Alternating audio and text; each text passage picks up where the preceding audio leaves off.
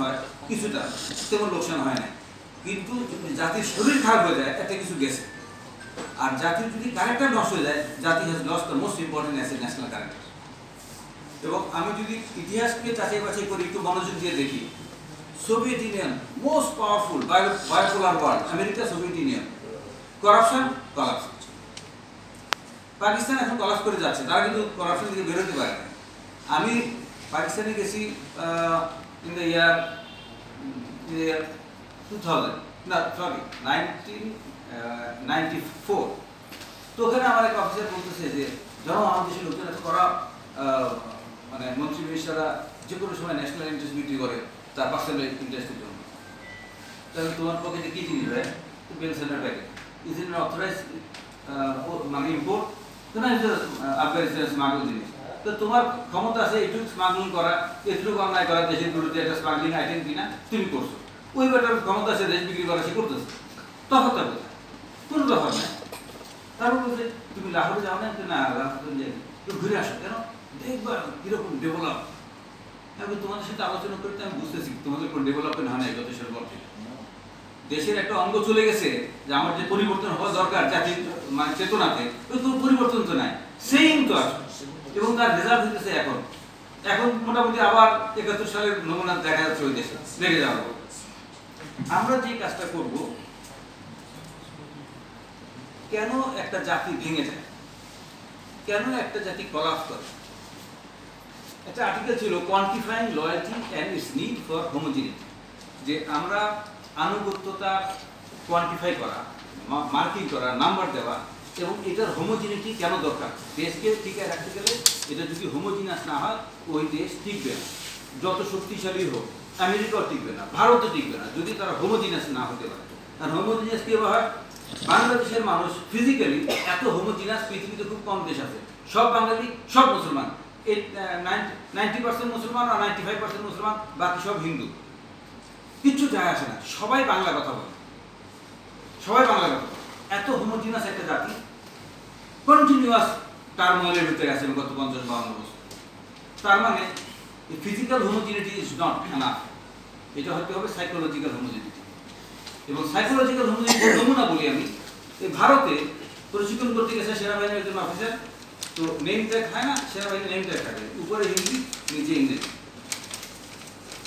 তো যারা নাকি রাস্তার পাড়ে বসে নেম ট্যাগগুলি করে, তারা বলে ভাই তুমি এক কাজ করো, ইংলিশটাও করে দাও, হিন্দিটা লিখে দাও। কেন আমি দেওয়া যাবে না, করতে লাগে 10 টাকা, কেন আমি 20 টাকা নিই, তার 50 টাকা দিলেও করবো না। সে হিন্দি উপরে রাখবেই, সেই ইংরেজি বিদেশি ভাষা কিছু উপরে দেবে না। এই যে একটা চেতনা পুরা জাতির ভিতরে আছে, পুরা এই চেতনাটা আমরা কি কোনো কল্পনা করতে পারি? ঠিক আছে ভাই 2 টাকা বাড়াই দিন, আমরা বলবো 2 টাকা বাড়াই দিন, করে দিতেছি। তার ভিতরে এটা নাই, মানে কল্পনাই করতে পারে না যে জাতির প্রতি আমার একটা অ্যাফেকশন থাকতে পারবে, ভাষার প্রতি অ্যাফেকশন থাকবে। ভাষার অ্যাফেকশন তো এটা ইয়াতে কি বলে 21 ফেব্রুয়ারি, 21 ফেব্রুয়ারি ভাষার প্রতি আমি ভালোবাসা লাগবে, বাকি দিন ফুর্তি বার্তা করতে হবে। এখন এখানে যে ভেরিয়েশন আমি দেখেছি, একটু মনোযোগ দিয়ে দেখেন। একজন ব্যক্তি তার আনুগত্যতা কিসে দেখাবে? যে ব্যক্তিটা রিলিজিয়নকে নাম্বার 1-এ রাখে, তাকে যদি বলা হয় রিলিজিয়নকে কেন রাখেন, ভাই মরে গেলে তো কবরে বুকিত করে এসে জিজ্ঞেস করে তুমি কোন ধর্মের লোক, এই জন্য ভাই আমি রাখছি। মৃত্যুর পরে আমার কোন দেশ, কোন ভাষা, কিছু জিজ্ঞেস করে না, প্রথমত তোমার রিলিজিয়নটা কি, এই জন্য আমি রিলিজিয়নটাকে আগে রাখছি। দ্বিতীয় রাখছি আমার কান্ট্রি। ভাইয়া একটু দেখো তো, সরি, আচ্ছা, দেশপ্রেম ইমানের অঙ্গ হচ্ছে দ্বিতীয়টা আছে। তারপরে ভাষা, ভাষার জন্য তো মানুষ হলে আমরা রক্ত দিছি, তো ভাষা, মাতৃভাষা, মায়ের ভাষা, আমার প্রেম ভালোবাসা থাকতে হবে 3 নম্বর। তারপরে প্রফেশন, যে চাকরিটা করি, তারপরে জুনিয়রের মধ্যে অ্যাফেকশন থাকতে হবে, তারপরে সেলফ, সিনিয়র, ফ্যামিলি, সোসাইটি। এই যে আমার আনুগত্যতার একটা সিরিয়াল, এই সিরিয়ালটা যদি পুরো জাতির একই রকম থাকে তাহলে সমস্যা নেই। যদি সিরিয়ালটা 2 নম্বর ভেরিয়েশনের মতো আসে, যে কান্ট্রি ফার্স্ট, দেশপ্রেম ইমানের অঙ্গ, আমার সবাই আগে আমার কান্ট্রিকে রাখতে হবে, তারপরে আমার রিলিজিয়ান, প্রফেশন, ল্যাঙ্গুয়েজ, এটা সেটা আসবে। এরকম করতে করতে করতে করতে চেঞ্জ হতে হতে 5 নম্বরে আমরা যাই। ওই লোকটা বলতেছে সেলফ, আত্মনির্বাচিত জগৎ, ঠিক আছে ভাই, আমার ইন্টারেস্ট আমার দেখতে হবে। এটা আমার ধর্ম ব্যক্তিগত ধর্ম, জাতি ব্যক্তিগত জাতি, দেশ ব্যক্তিগত দেশ, প্রফেশন ব্যক্তিগত সব, আমার দরকার টাকা। টাকা কীরকম? যে ভদ্রলোক গেলেও 20,000 প্লিজ মাইন্ড করি না, আমি একটা এক্সাম্পল ডাক্তারদের ডিসিপ্লিন দেওয়া লাগে, হ্যাঁ, তাদেরকে সম্মানিত করা যাচ্ছে না। আর ভাই আমার এই ক্রাইসিস হচ্ছে, এই লোকটা তো আমার জমি দখল করতে, তো লোকটাকে তো দেখা গেল সে ভূমিদস্যু, প্রচুর টাকার মানে, কোনো সমস্যা নাই, আসেন আপনার ব্যবসা করে দিচ্ছি, ওই বেটা কেমন আপনার জমি খাই দেখতেছে, গেলাম টাকা পয়সা দিচ্ছি উকিল সাহেব, ওই উকিল আবার যোগাযোগ করলো, আপনার কাছে আসেনি কি? হ্যাঁ, চিন্তা করি না, কয়েক কোটি টাকা লাগবে, টাকা খাচ্ছি আর ওই লোকটা ঘুরাচ্ছে।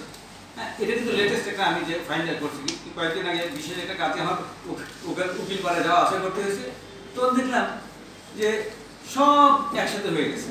মানে একটা গরিব লোক অল্প একটা বিষয় নিয়েও কারো কাছে যদি যায়, খুব মানে সাধারণ আহ্বান করে, কিন্তু সে টাকা নিচ্ছে কিন্তু ওই পার্টির কাছে।